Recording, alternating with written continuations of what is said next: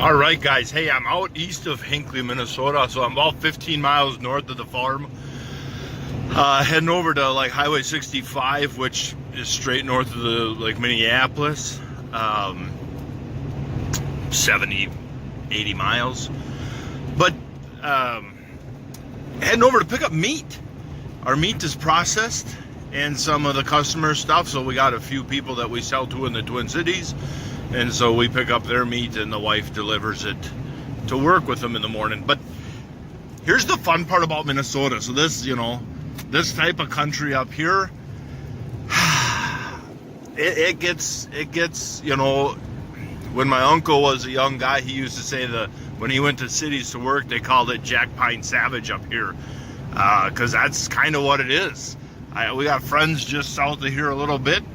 And out of 1,000 acres, they got 300 that they can make hay on. Out of the other 700 acres, about half, maybe 2/3 you could make pasture out of. The other 1/3 is either just too much woods and brush, or it's just pure swamp. And the cattle up here, liver flukes are a big deal because the cattle always grazing down into the swamps.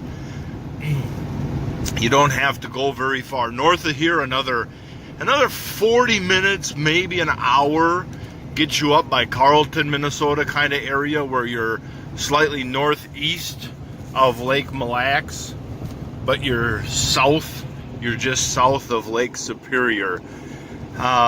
They grow the same 70 or 75 day corn like North Dakota does, except North Dakota gets 130 to 150 bushel out of it.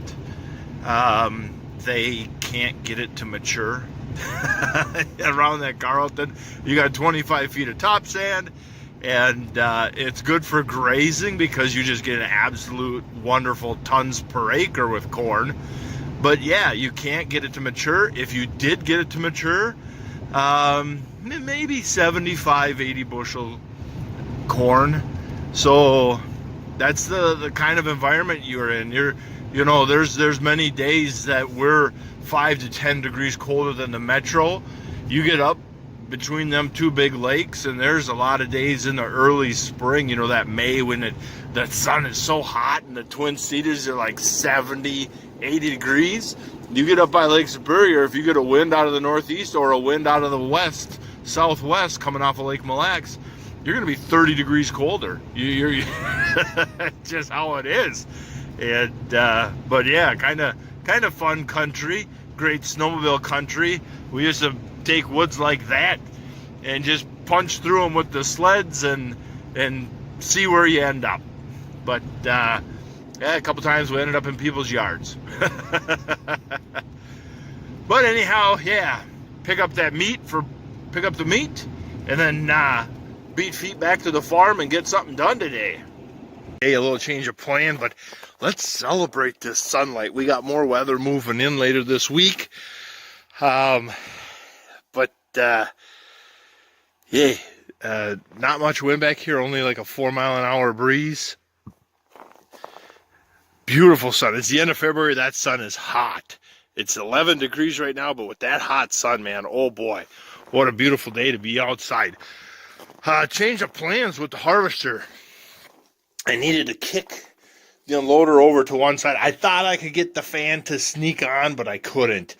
So, like the farmer I bought it from, that's how they did it.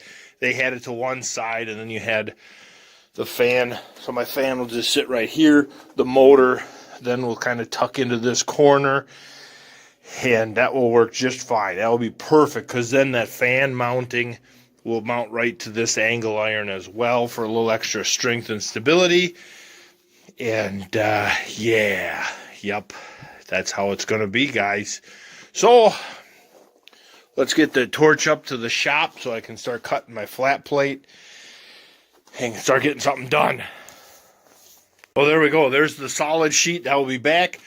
So I just copy that sheet out of the perf. Then you're kind of picturing what you're kind of picking up what I'm throwing down is there'll be some angle iron here So then the perf will be right here. So there'll be this 1.25 inch of air chamber. Then the fan will mount here. So then all I got to do is, once I get the fan up, get some measurements on where to cut the hole for the fan, and we are in business. All right, so it'll be something like that. The angle iron will give the perf some strength. I can use up the left side to the silo, across the top to that silo, and down this side to the silo to them heavy irons on the silo, and same right down here. So the only thing that really won't be bolted secure to the silo will just be this little bit right here, and that's okay. Yeah, that's all right. So then that piece then gets laid on top, gets welded all around. That binds the two pieces together, and then just torch in the hole for the fan. And if I need to, I got enough metal that when I make my opening, I can bring another chunk of angle iron. If I feel that for whatever reason there's a lot of movement, I can weld a chunk of angle iron around the perimeter of the opening on this side and this side for the fan to give a little more rigidity there. Same thing with the fan. The fan will be out here as well, so then the fan can get bolted to that sheet out here where it's rigid as well. So I think it'll come together real nice. Done with the steel for a little bit. I got the piece put together. So that's kind of what it's going to look like, this solid side. So right there's the fan. You know, the fan is the width of that L coming up. The hole will be about that size. Yeah, and we got the perf on the back side. Oh, baby. Just got to do some welding to seal it up. And boom, some drilling some holes, and we're downtown Julie Brown.